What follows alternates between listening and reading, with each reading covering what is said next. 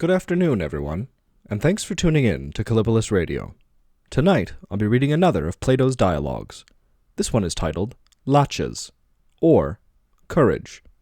Before we begin, I'd like to thank our channel members, Joshua Anolik, Torritz, Catherine McMillan, and our newest member, Dink Smallwood.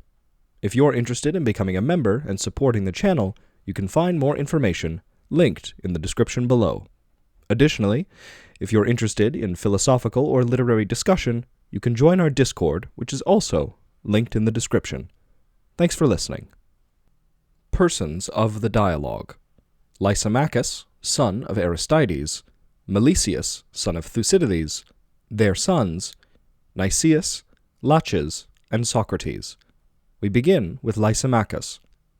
You have seen the exhibition of the man fighting in armor, Nicias and Laches, but we did not tell you at the time the reason why my friend Melesius and I asked you to go with us and see him.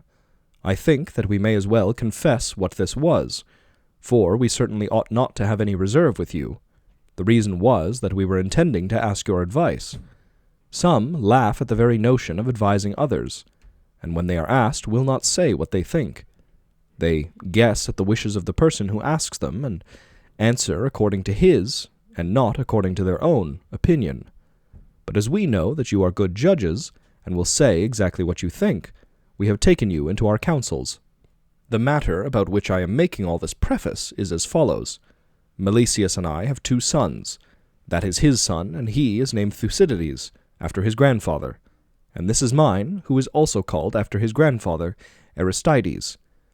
Now we are resolved to take the greatest care of the youths, and not to let them run about as they like, which is too often the way with the young, when they are no longer children, but to begin at once and to do the utmost that we can for them. And knowing you to have sons of your own, we thought that you were most likely to have attended to their training and improvement, and if perchance you have not attended to them, we may remind you that you ought to have done so, and would invite you to assist us in the fulfillment of a common duty. I will remind you that you ought to have done so, and would invite you to assist us in the fulfillment of a common duty. I will tell you, Nicias and Laches, even at the risk of being tedious, how we came to think of this. Melesius and I live together, and our sons live with us. And now, as I was saying at first, we are going to confess to you. Both of us often talk to the lads about the many noble deeds which our own fathers did in war and peace, in the management of the allies and in the administration of the city. But neither of us has any deeds of his own which he can show. The truth is that we are ashamed of this contrast being seen by them, and we blame our fathers for letting us be spoiled in the days of our youth, while they were occupied with the concerns of others. And we urge all this upon the lads, pointing out to them that they will not grow up to honor if they are rebellious and take no pains about themselves, but that if they take pains, they may, perhaps, become worthy of the names which they bear. They, on their part, promise to comply with our wishes, and our care is to discover what studies or pursuits are likely to be most improving to them. Someone commended to us the art of fighting in armor, which he thought an excellent accomplishment for a young man to learn, and he praised the man whose exhibition you have seen, and told us to go and see him, and we determined that we would go and get you to accompany us, and we were intending at the same time, if you did not object, to take counsel with you about the education of our sons. That is the matter which we wanted to talk over with you, and we hope that you will give us your opinion about this art of fighting in armor, and about any other studies or pursuits which may or may not be desirable for a young man to learn. Please to say whether you agree to our proposal. Nicias: as far as I am concerned, Lysimachus and Melesius, I applaud your purpose, and will gladly assist you, and I believe that you, Laches, will be equally glad. Laches: certainly, Nicias, and I quite approve of the remark which Lysimachus made about his own father and the father of Melesius, and which is applicable not only to them but to us, and to everyone who is occupied with public affairs. As he says, such persons are too apt to be negligent and careless of their own children and their private concerns. There is much truth in that remark of yours, Lysimachus. But why, instead of consulting us, do you not consult our friend Socrates about the education of the youths? He is of the same deme with you, and is always passing his time in places where the youth have any noble study or pursuit, such as you are inquiring after. Lysimachus. Why, Laches, has Socrates ever attended to matters of this sort? Laches. Certainly, Lysimachus. Nicias. That I have the means of knowing as well as Laches, for quite lately he supplied me with a teacher of music for my sons, Damon, the disciple of Agathocles, who is a most accomplished man in every way, as well as a musician, and a companion of inestimable value for young men at their age. Lysimachus.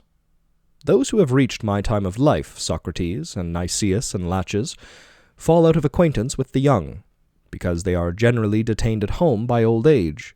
But you, O son of Sophroniscus, should let your fellow demesmen have the benefit of any advice which you are able to give. Moreover, I have a claim upon you as an old friend of your father, for I and he were always companions and friends, and to the hour of his death there never was a difference between us.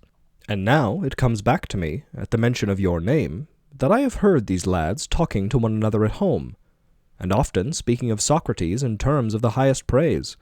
But I have never thought to ask them whether the son of Sophroniscus was the person whom they meant. Tell me, my boys, whether this is the Socrates of whom you have often spoken. Son. Certainly, father, this is he. Lysimachus. I am delighted to hear, Socrates, that you maintain the name of your father, who was a most excellent man, and I further rejoice at the prospect of our family ties being renewed. Laches. Indeed, Lysimachus, you ought not to give him up, for I can assure you that I have seen him maintaining, not only his father's, but also his country's name. He was my companion in the retreat from Delium, and I can tell you that if others had only been like him, the honor of our country would have been upheld, and the great defeat would never have occurred. Lysimachus. That is very high praise which is accorded to you, Socrates, by faithful witnesses and for actions like those which they praise. Let me tell you the pleasure which I feel in hearing of your fame, and I hope that you will regard me as one of your warmest friends. You ought to have visited us long ago, and made yourself at home with us. But now, from this day forward, as we have at last found one another out, do as I say. Come and make acquaintance with me, and with these young men, that I may continue your friend, as I was your father's. I shall expect you to do so, and shall venture at some future time to remind you of your duty. But what say you of the matter of which we were beginning to speak, the art of fighting in armor? Is that a practice in which the lads may be advantageously instructed? Socrates. I will endeavor to advise you, Lysimachus, as far as I can in this matter, and also in every way will comply with your wishes. But as I am younger and not so experienced, I think that I ought certainly to hear first what my elders have to say, and to learn of them, and if I have anything to add, then I may venture to give my opinion to them as well as to you. Suppose, Nicias, that one or other of you begin. Nicias. I have no objection, Socrates, and my opinion is that the acquirement of this art is in many ways useful to young men. It is an advantage to them that, among the favorite amusements of their leisure hours, they should have one which tends to improve and not to injure their bodily health. No gymnastics could be better or harder exercise, and this and the art of riding are, of all arts, most befitting to a freeman, for they only who are thus trained in the use of arms are the athletes of our military profession, trained in that on which the conflict turns. Moreover, in actual battle, when you have to fight in a line with a number of others, such an acquirement will be of some use, and will be of the greatest whenever the ranks are broken and you have to fight singly, either in pursuit, when you are attacking someone who is defending himself, or in flight, when you have to defend yourself against an assailant. Certainly, he who possessed the art could not meet with any harm at the hands of a single person, or perhaps of several, and in any case he would have a great advantage. Further, this sort of skill inclines a man to the love of other noble lessons, for every man who has learned how to fight in armor will desire to learn the proper arrangement of an army, which is the sequel of the lesson, and when he has learned this, and his ambition is once fired, he will go on to learn the complete art of the general. There is no difficulty in seeing that the knowledge and practice of other military arts will be honorable and valuable to a man, and this lesson may be the beginning of them. Let me add a further advantage, which is by no means a slight one, that this science will make any man a great deal more valiant and self-possessed in the field. And I will not disdain to mention, what by some may be thought to be a small matter, he will make a better appearance at the right time, that is to say, at the time when his appearance will strike terror into his enemies. My opinion, then, Lysimachus, is, as I say, that the youths should be instructed in this art, and for the reasons which I have given. But Laches may take a different view, and I shall be very glad to hear what he has to say. Laches. I should not like to maintain, Nicias, that any kind of knowledge is not to be learned, for all knowledge appears to be a good, and if, as Nicias and as the teachers of the art affirm, this use of arms is really a species of knowledge, then it ought to be learned. But if not, and if those who profess to teach it are deceivers only, or if it be knowledgeable but not of a valuable sort, then what is the use of learning it? I say this because I think that if it had been really valuable, the Lacedaemonians, whose life is passed in finding out and practicing the arts which give them an advantage over other nations in war, would have discovered this one.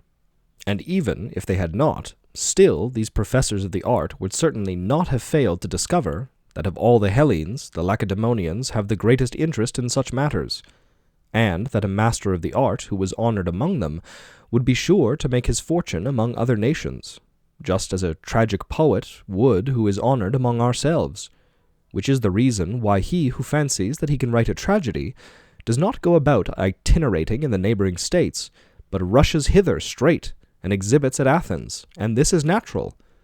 Whereas I perceive that these fighters in armor regard Lacedaemon as a sacred, inviolable territory, which they do not touch with the point of their foot, but they make a circuit of the neighboring states, and would rather exhibit to any others than to the Spartans, and particularly to those who would themselves acknowledge that they are by no means first-rate in the arts of war. Further, Lysimachus, I have encountered a good many of these gentlemen in actual service, and have taken their measure, which I can give you at once. For none of these masters of fence have ever been distinguished in war. There has been a sort of fatality about them. While in all other arts the men of note have always been those who have practiced the art, they appear to be in a most unfortunate exception. For example, this very Stesilaus, whom you and I have just witnessed exhibiting in that crowd, and making such great professions of his powers, I have seen at another time making, in sober truth, an involuntary exhibition of himself, which was a far better spectacle. He was a marine on board a ship, which struck a transport vessel, and was armed with a weapon, half spear and half scythe. The singularity of this weapon was worthy of the singularity of the man. To make a long story short, I will only tell you what happened to this notable invention of the scythe spear. He was fighting, and the scythe was caught in the rigging of the other ship, and stuck fast, and he tugged but was unable to get his weapon free. The two ships were passing one another. He first ran along his own ship holding on to the spear, but as the other ship passed by and drew him after as he was holding on, he let the spear slip through his hand until he retained only the end of the handle. The people in the transport clapped their hands and laughed at his ridiculous figure, and when someone threw a stone which fell on the deck at his feet, and he quitted his hold of the scythe spear, the crew of his own trireme also burst out laughing. They could not refrain when they beheld the weapon waving in the air suspended from the transport. Now, I do not deny that there may be something in such an art, as Nicias asserts, but I tell you my experience, and, as I said at first, whether this be an art of which the advantage is so slight, or not an art at all, but only an imposition, in either case such an acquirement is not worth having. For my opinion is, that if the professor of this art be a coward, he will be likely to become rash, and his character will be only more notorious. Or if he be brave, and fail ever so little, other men will be on the watch, and he will be greatly traduced. For there is a jealousy of such pretenders, and unless a man be preeminent in valor, he cannot help being ridiculous, if he says that he has this sort of skill. Such is my judgment, Lysimachus, of the desirableness of this art. But, as I said at first, ask Socrates, and do not let him go until he has given you his opinion of the matter. Lysimachus, I am going to ask this favor of you, Socrates, as is the more necessary because the two counselors disagree, and someone is in a manner still needed who will decide between them. Had they agreed, no arbiter would have been required. But as Laches has voted one way and Nicias another, I should like to hear with which of our two friends you agree. Socrates. What, Lysimachus? Are you going to accept the opinion of the majority? Lysimachus. Why, yes, Socrates. What else am I to do? Socrates. And would you do so too, Nicias? If you were deliberating about the gymnastic training of your son, would the advice of the majority of us, or the opinion of the one who had been trained and exercised under a skilful manner? Nicias. The latter, Socrates, would surely be reasonable. Socrates. His one vote would be worth more than the vote of all of us four? Certainly. And for this reason, as I imagine, because a good decision is based on knowledge and not on numbers? To be sure. Must we not then first of all ask whether there is any one of us who has knowledge of that about which we are deliberating? If there is, let us take his advice, though he be only one, and not mind the rest. If there is not, let us seek further counsel. Is this a slight matter about which you and Lysimachus are deliberating? Are you not risking the greatest of your possessions? For children are your riches, and upon their turning out well or ill depends the whole order of their father's house. That is true. Great care, then, is required in this matter? Certainly. Suppose, as I was just now saying, that we were considering, or wanting to consider, who was the best trainer. Should we not select him who knew and had practiced the art, and had the best teachers? I think that we should. But would there not arise a prior question about the nature of the art of which we want to find the masters? I do not understand. Let me try to make my meaning plainer then. I do not think that we have as yet decided what that is about which we are consulting, when we ask which of us is or is not skilled in the art, and has or has not had a teacher of the art. Nicias. Why, Socrates, is not the question whether young men ought or ought not to learn the art of fighting and armor? Socrates. Yes, Nicias, but there is also a prior question, which I may illustrate in this way. When a person considers about applying a medicine to the eyes, would you say that he is consulting about the medicine or about the eyes? About the eyes. And when he considers whether he shall set a bridle on a horse and at what time, he is thinking of the horse and not the bridle? True. And, in a word, when he considers anything for the sake of another thing, he thinks of the end and not of the means? Certainly. And when you call in an adviser, you should see whether he too is skillful in the accomplishment of the end which you have in view? Most true. And at present we have in view some knowledge of which the end is the soul of youth? Yes. And we are inquiring which of us is skillful or successful in the treatment of the soul, and which of us has had good teachers? Laches. Well, but, Socrates, did you never observe that some persons, who have had no teachers, are more skillful than those who have in some things? Socrates. Yes, Laches, I have observed that. But you would not be very willing to trust them if they only professed to be masters of the art, unless they could show some proof of their skill or excellence in one or more works. Laches. That is true. Socrates. And therefore, Laches and Nicias, as Lysimachus and Nicias, in their anxiety to improve the minds of their sons, have asked our advice about them, we too should tell them who our teachers were, if we say that we have had any, and prove them to be in the first place men of merit and experienced trainers of the minds of youth, and also to have been really our teachers. Or, if any of us says that he has no teacher, but that he has works of his own to show, then he should point out to them what Athenians or strangers, bond or free, he is generally acknowledged to have improved. But if he can show neither teachers nor works, then he should tell them to look out for others, and not run the risk of spoiling the children of friends, and thereby incurring the most formidable accusation which can be brought against anyone by those nearest to him. As for myself, Lysimachus and Nicias, I am the first to confess that I have never had a teacher of the art of virtue, although I have always from my earliest youth desired to have one. But I am too poor to give money to the sophists, who are the only professors of moral improvement, and to this day I have never been able to discover the art myself. Though I should not be surprised if Nicias or Laches may have discovered or learned it, for they are far wealthier than I am, and may therefore have learnt of others. And they are older too, so that they have had more time to make the discovery. And I really believe that they are able to educate a man, for unless they had been confident in their own knowledge, they would never have spoken thus decidedly of the pursuits which are advantageous or hurtful to a young man. I repose confidence in both of them, but I am surprised to find that they differ from one another. And therefore, Lysimachus, as Laches suggested that you should detain me and not let me go until I answered, I, in turn, earnestly beseech and advise you to detain Laches and Nicias, and question them. I would have you say to them, Socrates avers that he has no knowledge of the matter. He is unable to decide which of you speaks truly. Neither discoverer nor student is he of anything of the kind. But you, Laches and Nicias, should each of you tell us who is the most skilful educator whom you have ever known, and whether you invented the art yourselves or learned of another, and, if you learned, who were your respective teachers, and who were their brothers in the art. And then, if you are too much occupied in politics to teach us yourselves, let us go to them and present them with gifts, or make interest with them, or both, in the hope that they may be induced to take charge of our children and of yours. And then they will not grow up inferior, and disgrace their ancestors. But if you are yourselves original discoverers in that field, then give us some proof of your skill. Who are they who, having been inferior persons, have become under your care good and noble?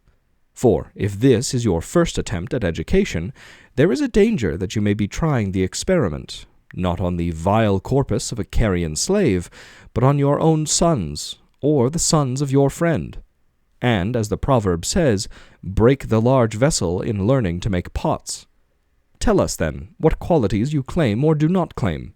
Make them tell you that, Lysimachus, and do not let them off. Lysimachus. I very much approve of the words of Socrates, my friends, but you, Nicias and Laches, must determine whether you will be questioned, and give an explanation about matters of this sort. Assuredly, I and Melesius would be greatly pleased to hear you answer the questions which Socrates asks, if you will. For I began by saying that we took you into our counsels because we thought that you would have attended to the subject, especially as you have children who, like our own, are nearly of an age to be educated. Well then, if you have no objection, suppose that you take Socrates into partnership, and do you and he ask and answer one another's questions. For, as he has well said, we are deliberating about the most important of our concerns. I hope that you will see fit to comply with our request. Nicias. I see very clearly, Lysimachus, that you have only known Socrates' father, and have no acquaintance with Socrates himself. At least, you can only have known him when he was a child, and may have met him among his fellow wardsmen, in company with his father at a sacrifice or some other gathering. You clearly show that you have never known him since he arrived at manhood. Lysimachus. Why do you say that, Nicias? Nicias. Because you seem not to be aware that anyone who has an intellectual affinity to Socrates and enters into conversation with him is liable to be drawn into an argument. And whatever subject he may start, he will be continually carried round and round by him, until at last he finds that he has to give an account both of his present and past life. And when he is once entangled, Socrates will not let him go until he has completely and thoroughly sifted him. Now, I am used to his ways, and I know that he will certainly do as I say, and also that I myself shall be the sufferer, for I am fond of his conversation, Lysimachus, and I think that there is no harm in being reminded of any wrong thing which we have, or have been doing. He who does not fly from reproof will be sure to take more heed of his afterlife, as Solon says. He will wish and desire to be learning so long as he lives, and will not think that old age of itself brings wisdom. To me, to be cross-examined by Socrates is neither unusual nor unpleasant. Indeed, I knew all along where Socrates was. The argument would soon pass from our sons to ourselves, and therefore I say that for my part I am quite willing to discourse with Socrates in his own manner, but you had better ask our friend Laches what his feeling may be. Laches. I have but one feeling, Nicias, or shall I say two feelings, about discussions. Some would think that I am a lover, and to others I may seem to be a hater of discourse. For when I hear a man discoursing of virtue, or of any sort of wisdom, who is a true man and worthy of his theme, I am delighted beyond measure, and I compare the man and his words, and note the harmony and correspondence of them. And such a one I deem to be the true musician, attuned to a fairer harmony than that of the lyre, or any pleasant instrument of music. For truly he has, in his own life, a harmony of words and deeds arranged, not in the Ionian or in the Phrygian mode, nor yet in the Lydian, but in the true Hellenic mode, which is the Dorian, and no other. Such a one makes me merry with the sound of his voice, and when I hear him I am thought to be a lover of discourse, so eager am I in drinking in his words. But a man whose actions do not agree with his words is an annoyance to me, and the better he speaks the more I hate him, and then I seem to be a hater of discourse. As to Socrates, I have no knowledge of his words, but of old, as would seem, I have had experience of his deeds, and his deeds show that free and noble sentiments are natural to him.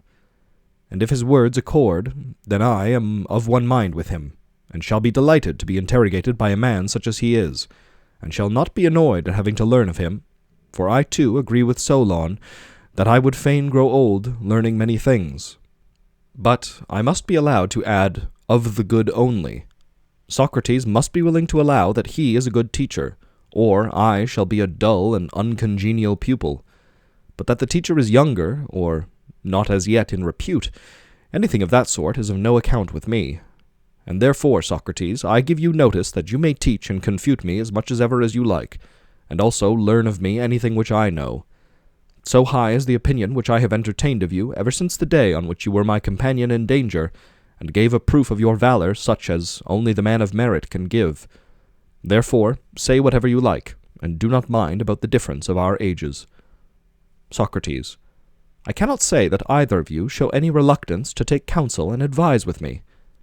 Lysimachus, but this is our proper business, and yours as well as ours, for I reckon you as one of us. Please then to take my place and find out from Nicias and Laches what we want to know, for the sake of the youths, and talk and consult with them. For I am old, and my memory is bad, and I do not remember the questions which I am going to ask, or the answers to them, and if there is any interruption, I am quite lost. I will therefore beg of you to carry on the proposed discussion by yourselves, and I will listen, and Melesias and I will act upon your conclusions. Socrates, let us, Nicias and Laches, comply with the request of Lysimachus and Melesias. There will be no harm in asking ourselves the question which was first proposed to us. Who have been our own instructors in this sort of training, and whom have we made better? But the other mode of carrying on the enquiry will bring us equally to the same point, and will be more like proceeding from first principles. For, if we knew that the addition of something would improve some other thing, and were able to make the addition, then clearly we must know how that about which we are advising may be best and most easily attained. Perhaps you do not understand what I mean. Then let me make my meaning plainer in this way. Suppose we knew that the addition of sight makes better the eyes which possess this gift, and also were able to impart sight to the eyes. Then clearly we should know the nature of sight, and should be able to advise how this gift of sight may be best and most easily attained. But if we knew neither what sight is, nor what hearing is, we should not be very good medical advisers about the eyes or the ears, or about the best mode of giving sight and hearing to them. Laches, that is true, Socrates. Socrates, and are not our two friends, Laches, at this very moment inviting us to consider in what way the gift of virtue may be imparted to their sons for improvement of their minds? Very true. Then must we not know first the nature of virtue? For how can we advise anyone about the best mode of attaining something of which we are wholly ignorant? I do not think that we can, Socrates. Then, Laches, we may presume that we know the nature of virtue? Yes. And that which we know we must surely be able to tell? Certainly. I would not wish to have us begin, my friend, with inquiring about the whole of virtue, for that may be more than we can accomplish. Let us first consider whether we have a sufficient knowledge of a part, The enquiry will thus probably be made easier to us. Let us do as you say, Socrates. Then, which of the parts of virtue shall we select? Must we not select that to which the art of fighting in armor is supposed to conduce? And is not that generally thought to be courage? Yes, certainly. Then, Laches, suppose that we first set about determining the nature of courage, and in the second place proceed to inquire how the young men may attain this quality by the help of studies and pursuits. Tell me, if you can, what is courage? Indeed, Socrates, I see no difficulty in answering. He is a man of courage who does not run away, but remains at his post and fights against the enemy. There can be no mistake about that. Very good, Laches, and yet I fear that I did not express myself clearly, and therefore you have answered not the question which I intended to ask, but another. What do you mean, Socrates? I will endeavor to explain. You would call a man courageous who remains at his post and fights with the enemy? Certainly I should. And so should I. But what would you say of another man who fights flying instead of remaining? How flying? Why, as the Scythians are said to fight, flying as well as pursuing.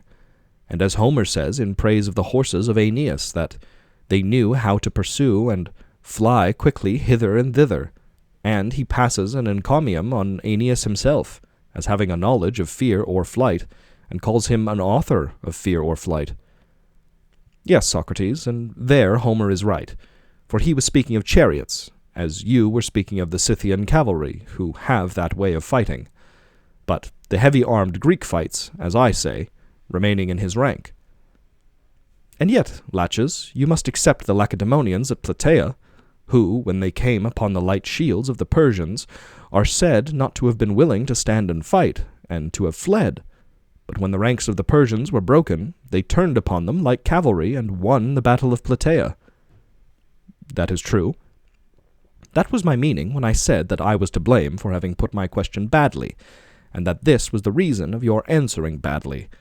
For I meant to ask you not only about the courage of heavy-armed soldiers, but about the courage of cavalry and every other style of soldier, and not only who are courageous in war, but who are courageous in perils by sea, and who in disease, or in poverty, or again in politics are courageous, and not only who are courageous against pain or fear, but mighty to contend against desires and pleasures, either fixed in their rank or turning upon their enemy. There is this sort of courage, is there not, Laches? Certainly, Socrates. And all these are courageous, but some have courage in pleasures, and some in pains, some in desires, and some in fears, and some are cowards under the same conditions, as I should imagine. Very true. Now, I was asking about courage and cowardice in general, and I will begin with courage, and once more ask, what is that common quality which is the same in all these cases, and which is called courage? Do you now understand what I mean? Not overly well. I mean this. As I might ask what is that quality which is called quickness, and which is found in running, in playing the lyre, in speaking, in learning, and in many other similar actions, or rather which we possess in nearly every action that is worth mentioning, of arms, legs, mouth, voice, mind, would you not apply the term quickness to all of them? Quite true. And suppose I were to be asked by someone, what is that common quality, Socrates, which, in all these uses of the word, you call quickness? I should say the quality which accomplishes much in a little time, whether in running, speaking, or in any other sort of action. You would be quite correct. And now, Laches, do you try and tell me in like manner, what is that common quality which is called courage, and which includes all the various uses of the term when applied both to pleasure and pain, and in all the cases to which I was just now referring? I should say that courage is a sort of endurance of the soul, if I am to speak of the universal nature which pervades them all. But that is what we must do if we are to answer the question, and yet I cannot say that every kind of endurance is, in my opinion, to be deemed courage. Hear my reason. I am sure, Laches, that you would consider courage to be a very noble quality? Most noble, certainly. And you would say that a wise endurance is also good and noble? Very noble. But what would you say of a foolish endurance? Is not that, on the other hand, to be regarded as evil and hurtful? True. And is anything noble which is evil and hurtful? I ought not to say that, Socrates. Then you would not admit that sort of endurance to be courage, for it is not noble, but courage is noble? You are right. Then, according to you, only the wise endurance is courage. True. But as to the epithet wise in what? In all things small as well as great? For example, if a man shows the quality of endurance in spending his money wisely, knowing that by spending he will acquire more in the end, do you call him courageous? Assuredly not. Or, for example, if a man is a physician, and his son or some patient of his has inflammation of the lungs, and begs that he may be allowed to eat or drink something, and the other is firm and refuses, is that courage? No, that is not courage at all, any more than the last.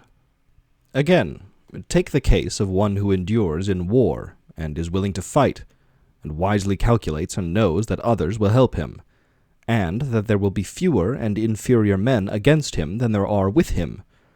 And suppose that he has also advantages of position. Would you say of such a one who endures with all this wisdom and preparation, that he or some man in the opposing army, who is in the opposite circumstances to these, and yet endures and remains at his post, is the braver? I should say that the latter, Socrates, was the braver. But surely this is a foolish endurance in comparison with the other. That is true. Then you would say that he who in an engagement of cavalry endures, having the knowledge of horsemanship, is not so courageous as he who endures having no such knowledge. So I should say. And he who endures, having a knowledge of the use of the sling, or the bow, or of any other art, is not so courageous as he who endures not having such a knowledge. True. And he who descends into a well, and dives, and holds out in this or any similar action, having no knowledge of diving or the like, is, as you would say, more courageous than those who have this knowledge? Why, Socrates, what else can a man say? Nothing, if that be what he thinks. But that is what I do think. And yet men who thus run risks and endure are foolish, Laches, in comparison of those who do the same things having the skill to do them. That is true. But foolish boldness and endurance appeared before to be base and hurtful to us. Quite true. Whereas courage was acknowledged to be a noble quality. True. And now, on the contrary, we are saying that the foolish endurance, which was before held in dishonor, is courage. Very true. And are we right in saying so? Indeed, Socrates, I am sure that we are not right. Then, according to your statement, you and I, Laches, are not attuned to the Dorian mode, which is a harmony of words and deeds, for our deeds are not in accordance with our words. Anyone would say that we had courage who saw us in action, but not, I imagine, he who heard us talking about courage just now. That is most true. And is this condition of ours satisfactory? Quite the reverse.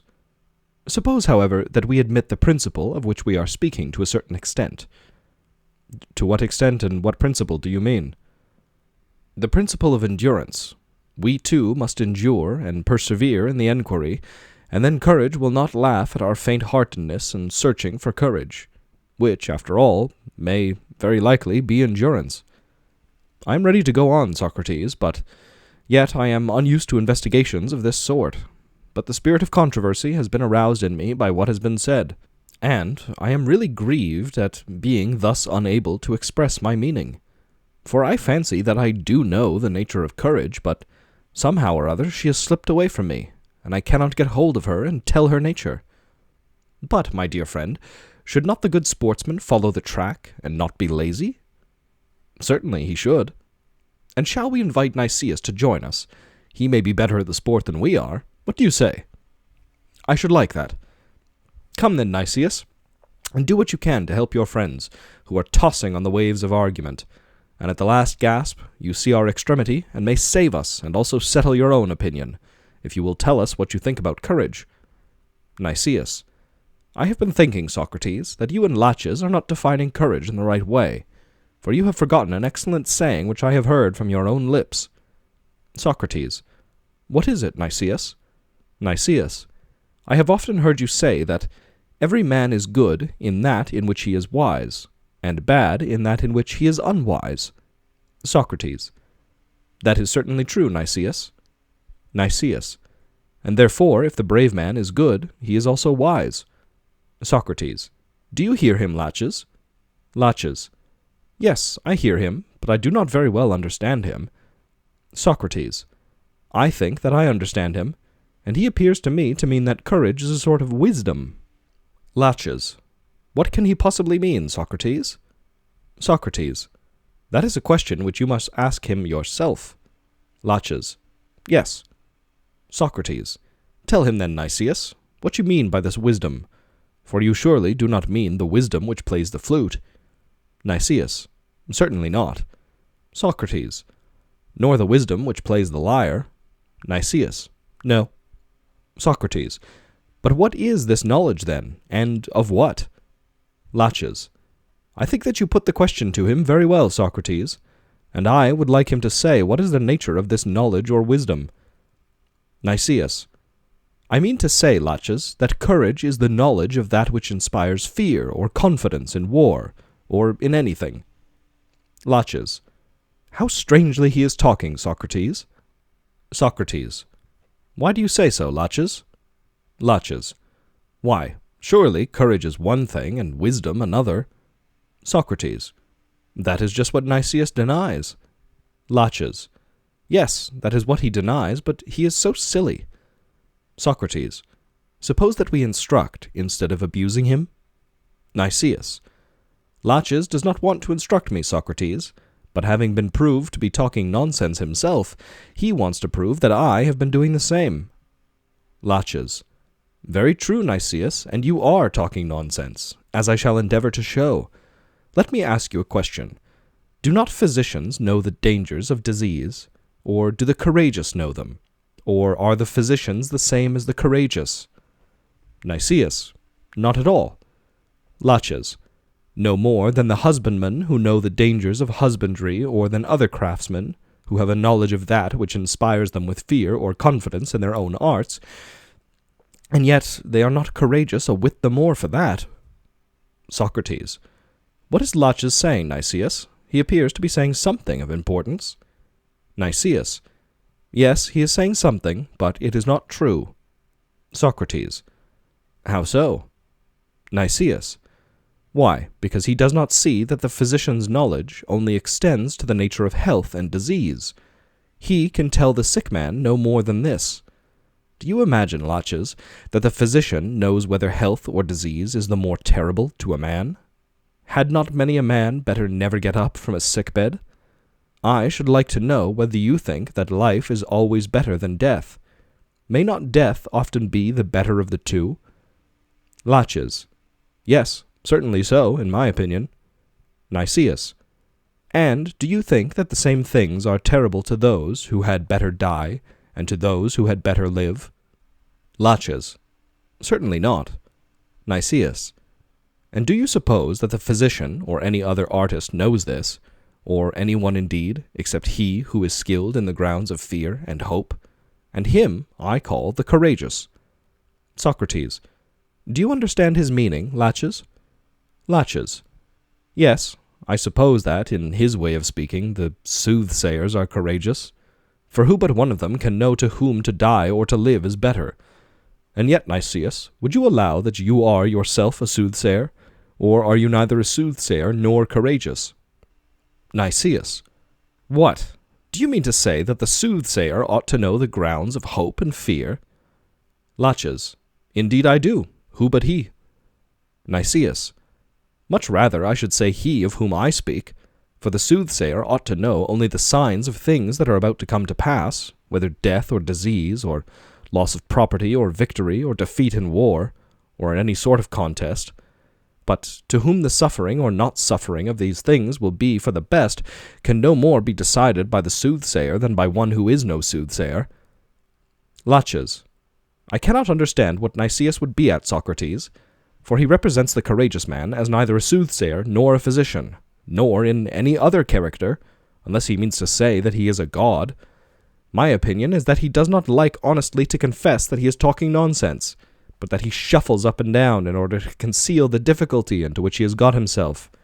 You and I, Socrates, might have practiced a similar shuffle just now, if we had only wanted to avoid the appearance of inconsistency.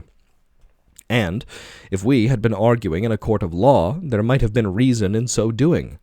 But why should a man deck himself out with vain words at the meeting of friends such as this? Socrates. I quite agree with you, Laches, that he should not. But perhaps Nicias is serious, and not merely talking for the sake of talking.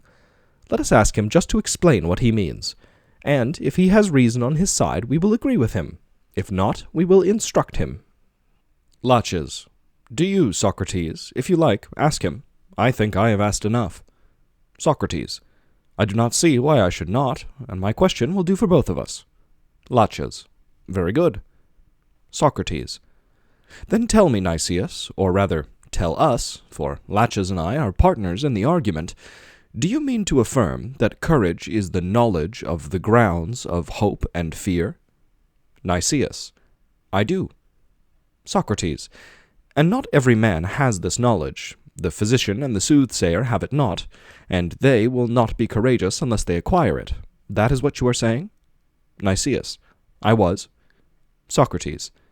Then this is certainly not a thing which every pig would know, as the proverb says, and therefore he could not be courageous. Nicias. I think not. Socrates. Clearly not, Nicias. Not even such a big pig as the Crommyonian sow would be called by you courageous. And this I say not as a joke, but because I think that he who assents to your doctrine, that courage is the knowledge of the grounds of fear and hope, cannot allow that any wild beast is courageous, unless he admits that a lion or a leopard or perhaps a boar or any other animal has such a degree of wisdom that he knows things which but a few human beings ever know, by reason of their difficulty. He who takes your view of courage must affirm that a lion and a stag and a bull and a monkey have equally little pretensions to courage. Laches. Capital, Socrates. By the gods, that is truly good. And I hope, Nicias, that you will tell us whether these animals, which we all admit to be courageous, are really wiser than mankind, or whether you will have the boldness, in the face of universal opinion, to deny their courage. Nicias. Why, Laches, I do not call animals or any other things which have no fear of dangers, because they are ignorant of them, courageous, but only fearless and senseless. Do you imagine that I should call little children courageous, which fear no dangers, because they know none? There is a difference, to my way of thinking, between fearlessness and courage.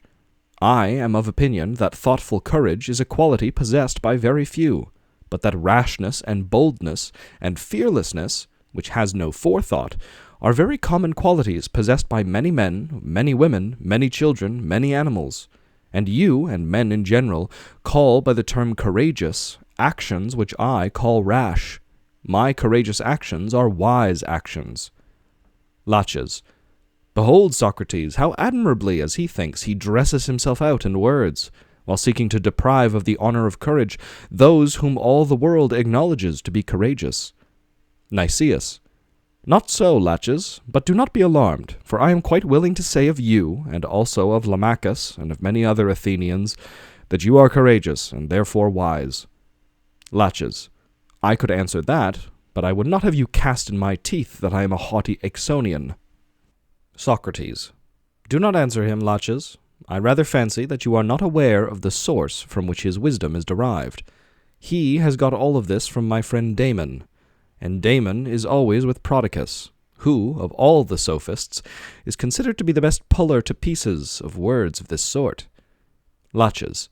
Yes, Socrates, and the examination of such niceties is a much more suitable employment for a sophist than for a great statesman, whom the city chooses to preside over her. Socrates. Yes, my sweet friend, but a great statesman is likely to have an intelligence, and I think that the view which is implied in Nicias's definition of courage is worthy of examination. Laches.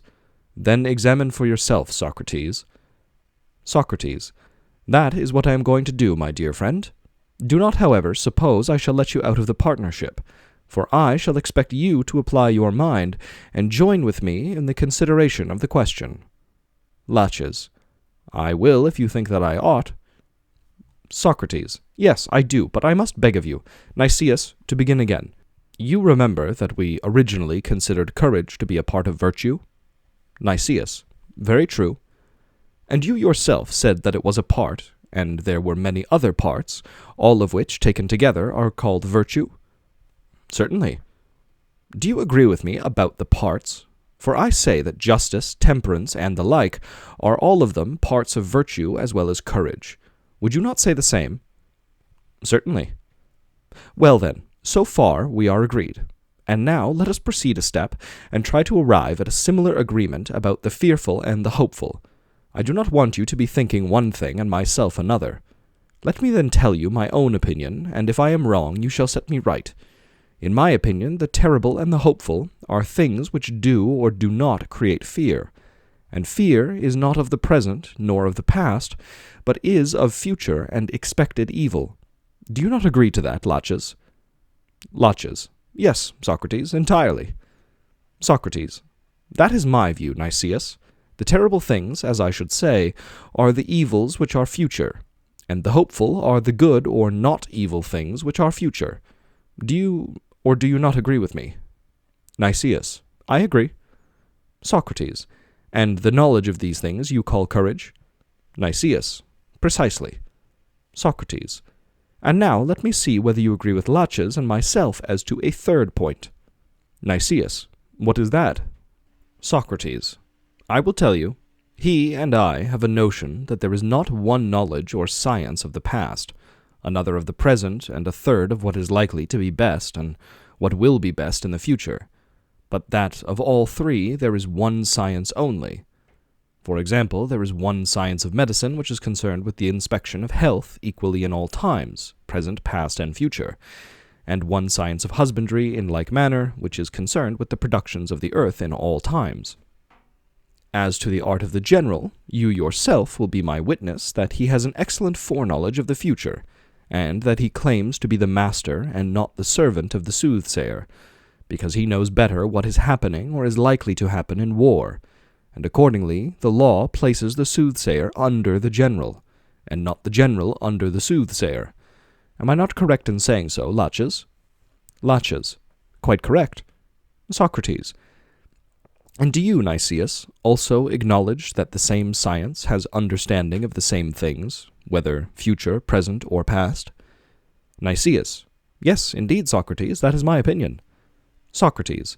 And courage, my friend, is, as you say, a knowledge of the fearful and of the hopeful? Yes. And the fearful and the hopeful are admitted to be future goods and future evils?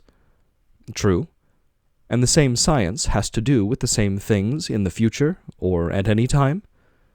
That is true.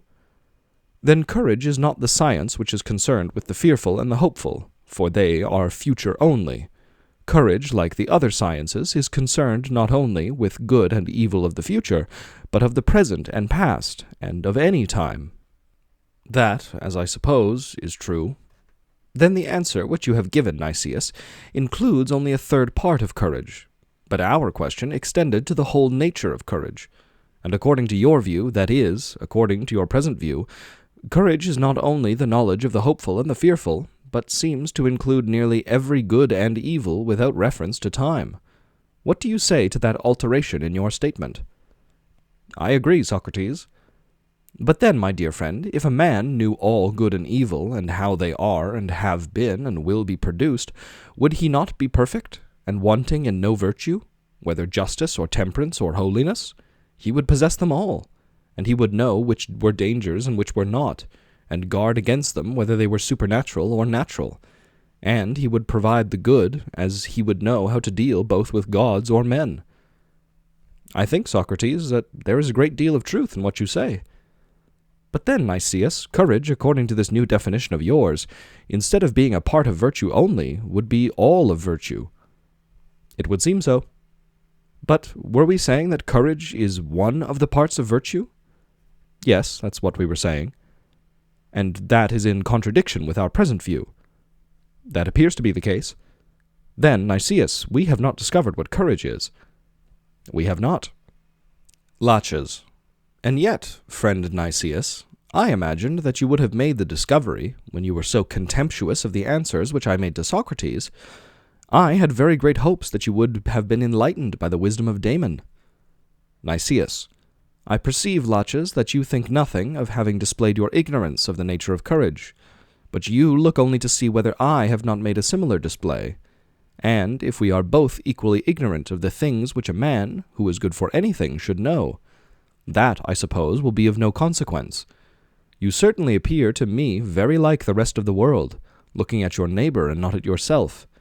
I am of opinion that enough has been said on the subject which we have been discussing, and if anything has been imperfectly said, that may be hereafter corrected by the help of Damon, whom you think to laugh down, although you have never seen him, and with the help of others.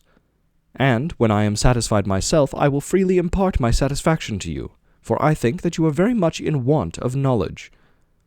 Laches. You are a philosopher, Nicias, of that I am aware. Nevertheless, I would recommend Lysimachus and Melesius not to take you and me as advisers about the education of their children. But, as I said at first, they should ask Socrates, and not let him off. If my own sons were old enough, I would have asked him myself. Nicias. To that I quite agree. If Socrates is willing to take them under his charge, I should not wish for anyone else to be the tutor of Niceratus. But I observe that when I mention the matter to him, he recommends to me some other tutor and refuses himself. Perhaps he may be more ready to listen to you, Lysimachus. Lysimachus. He ought, Nicias, for certainly I would do things for him which I would not do for many others. What do you say, Socrates? Will you comply? Are you ready to give assistance in the improvement of the youths? Socrates. Indeed, Lysimachus, I should be very wrong in refusing to aid in the improvement of anybody. And if I had shown in this conversation that I had a knowledge of which Nicias and Laches have not, then I admit that you would be right in inviting me to perform this duty. But, as we are all in the same perplexity, why should one of us be preferred to another? I certainly think that no one should, and under these circumstances let me offer you a piece of advice, and this need not go further than ourselves. I maintain, my friends, that every one of us should seek out the best teacher whom he can find, first for ourselves, who are greatly in need of one, and then for the youth, regardless of expense or anything. But I cannot advise that we remain as we are, and if anyone laughs at us for going to school at our age, I would quote to them the authority of Homer, who says that modesty is not good for a needy man. Let us then, regardless of what may be said of us, make the education of the youths our own education.